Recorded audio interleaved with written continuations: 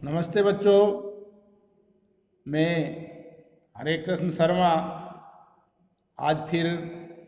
एक नए विषय को लेकर इस वीडियो में आपके समक्ष उपस्थित हूँ। और आज का जो अपना विषय है वो है संविधान में वर्णित संस्थागत व्यवस्थाएं किस प्रकार से है। अर्थात संविधान में विभिन्न प्रावधानों का जिस प्रकार से समावेश किया गया, उसी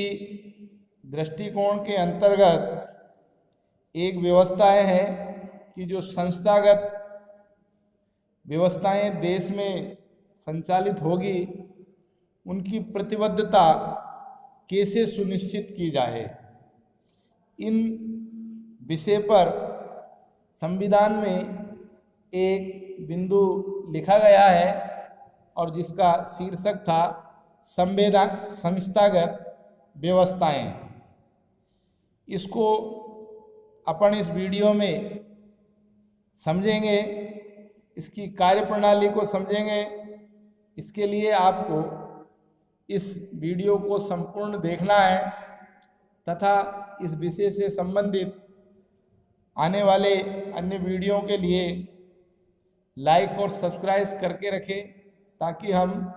आगे के वीडियो को भी अनवरत रूप से देख सकें। आज का विषय प्रारंभ करते हैं, संस्थागत व्यवस्थाएं। देखिए, भारतीय संविधान को प्रभावी बनाने की दृष्टि से ये तीसरा महत्वपूर्ण कारक है और इसके अंतर्गत सरकार की सभी संस्थाओं को संतुलित ढंग से व्यवस्थित किस प्रकार से किया जाए, इस बात का ध्यान में रखते हुए इस विषय में मूल सिद्धांत ये रखा गया कि सरकार लोकतांत्रिक रहे और जन कल्याण के कार्यों के लिए हमेशा प्रतिबद्ध हो। इस बात को संचालित करवाने की दृष्टि से भारतीय संविधान निर्माताओं ने और संविधान सभा के सदस्यों ने संविधान सभा में इस आशय का एक प्रस्ताव रखा, जिसमें लिखा है उन्होंने कि शासन के विभिन्न अंगों, जिसमें विधायिका, कार्यपालिका और न्यायपालिका, इन तीनों के बीच में किस प्रकार से संतुलन स्थापित किया जाए। अर्थात जो सरकार के ये तीन प्रमुख अंग है, या हम कह सकते हैं कि सत्ता की या सरकार की संपूर्ण शक्ति इन तीनों अंगों में अलग अलग अधिकार के रूप में संविधान में वर्णित है। और जब ये अलग अलग शक्ति के अंग हो गए तो इनके बीच में भी एक व्यापक संतुलन स्थापित रहना चाहिए, अन्यथा शासन की कार्यप्रणाली जन कल्याणकारी नहीं हो सकती। तो इनके बीच में संतुलन स्थापित करने की दृष्टि से संविधान निर्माताओं ने एवं संविधान सभा के अन्य सदस्यों ने व्यापक मंथन किया, विचार विमर्श किया, और उस विचार विमर्श और मंथन के बाद में जो निष्कर्ष उन्होंने निकाला, और उस निष्कर्ष के रूप में ये माना कि संविधान सभा के द्वारा इस बात को सर्वानुमति रूप से स्वीकार किया गया कि भारतीय शासन व्यवस्था को हम संसदीय शासन व्यवस्था और संघात्मक कार्यप्रणाली के रूप में स्वीकार करते हैं, ताकि संघात्मक दृष्टि से विभिन्न जो ये शासन के अंग हैं, इनके बीच में एक ठीक प्रकार से संतुलन स्थापित कर सकेंगे और शासन को हम एक जन कल्याणकारी एवं लोकतांत्रिक बना सकेंगे। इस दृष्टि से इस व्यवस्था को उन्होंने स्वीकार किया। अर्थात संविधान में संसदीय एवं संघात्मक व्यवस्था को स्वीकार इसलिए किया गया ताकि हम विधायिका, कार्यपालिका तथा न्यायपालिका के बीच में एक सामंजस्य स्थापित कर सके तथा दूसरी ओर केंद्रीय सरकार तथा राज्यों के बीच की शक्तियों का ठीक प्रकार से वितरण कर सके, ताकि हमारी शासन प्रणाली संसदीय होने के साथ साथ संघात्मक रूप से भी हो। और इसका जो व्यवस्थित उदाहरण है उसमें भारत के संविधान में केंद्रीय सरकार और राज्य सरकारों के बीच में शक्ति संतुलन करने के लिए 3 सूचियों के अंतर्गत विभिन्न विषयों को ठीक प्रकार से संविधान के द्वारा ही वर्णित कर दिया गया, जिसके कारण से अधिकारों के हनन की कोई भी बात सामने नहीं आती है और एक ठीक प्रकार से उनके बीच में संतुलन बना रह सकता है। शासकीय संस्थाओं की सर्वाधिक संतुलन व्यवस्था स्थापित करने की दृष्टि से ही हमारे संविधान निर्माताओं ने दूसरे देशों के प्रयोगों और अनुभवों से कुछ सीखने में कोई संकोच एवं परहेज नहीं किया। अर्थात जैसे जैसे दुनिया के विभिन्न देशों के अंदर शासन प्रणालियां संचालित हो रही थी और उन शासन प्रणालियां या उन संविधानों में कोई बहुत अच्छी बात है या कोई बहुत अच्छा प्रावधान है जिसे हम हमारे लोकतांत्रिक व्यवस्था में भी लागू कर सकते हैं, तो उसका अध्ययन करने में और उसे अपनाने में संविधान निर्माताओं ने किसी प्रकार का कोई परहेज नहीं किया और दुनिया के अच्छे अच्छे देशों की या दुनिया के अच्छे अच्छे संविधानों में वर्णित बातों को हमारे देश के संविधान में उन्होंने जोड़ा, जिसका परिणाम यही है कि हमारे संविधान निर्माताओं ने अन्य संवैधानिक परंपराओं से कुछ ग्रहण करने से कोई ऐतराज नहीं जताया और उनके व्यापक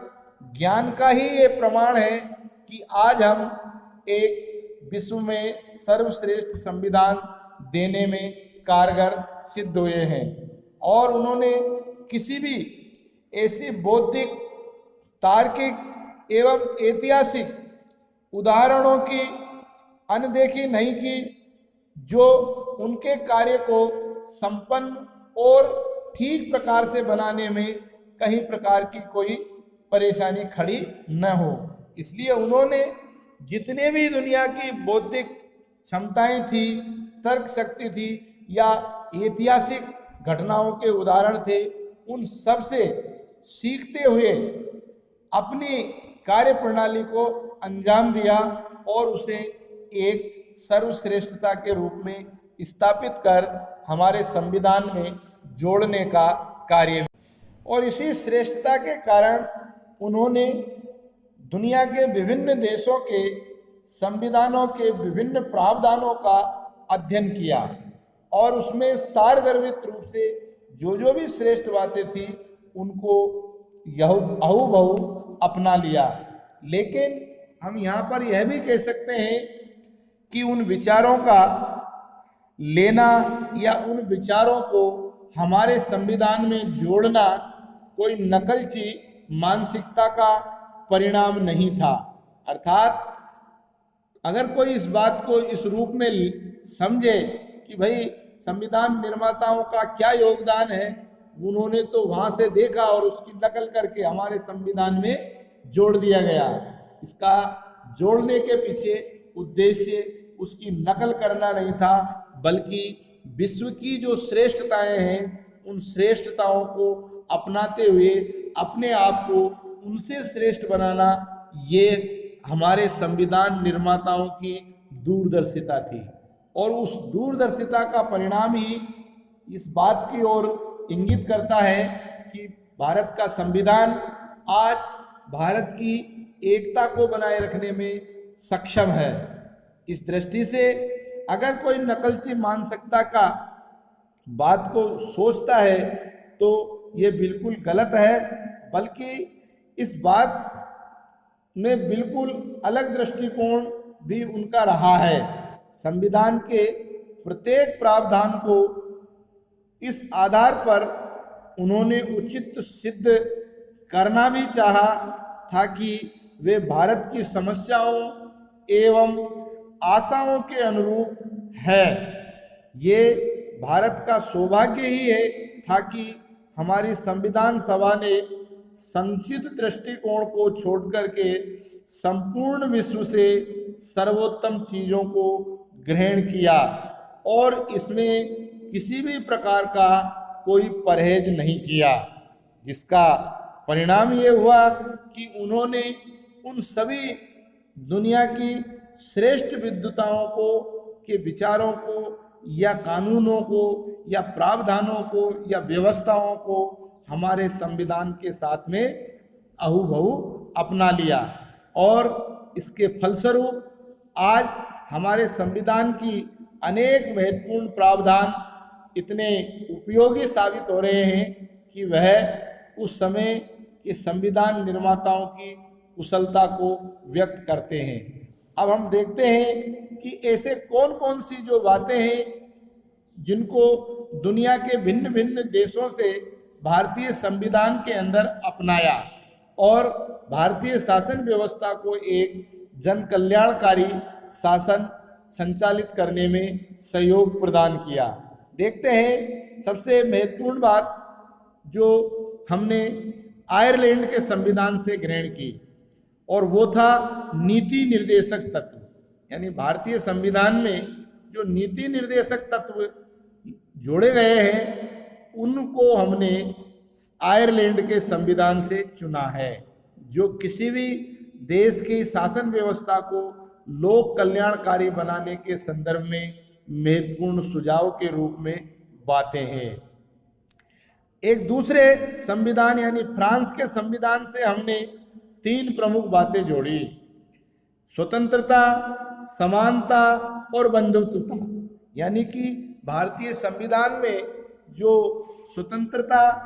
समानता और बंधुत्वता की बात संविधान की प्रस्तावना में लिखी गई है वह फ्रांस के संविधान से ली गई है। इसी प्रकार से अमेरिका के संविधान से भी हमने कुछ महत्वपूर्ण प्रावधानों को जोड़ा है और जिनमें सर्वाधिक महत्वपूर्ण प्रावधान था मौलिक अधिकार। ये मौलिक अधिकारों का प्रावधान अमेरिकी संविधान से भारतीय संविधान निर्माताओं ने लिया है। न्यायिक पुनरावलोकन अर्थात ये एक सर्वोच्च न्यायालय की स्वतंत्रता को स्थापित करने की दृष्टि से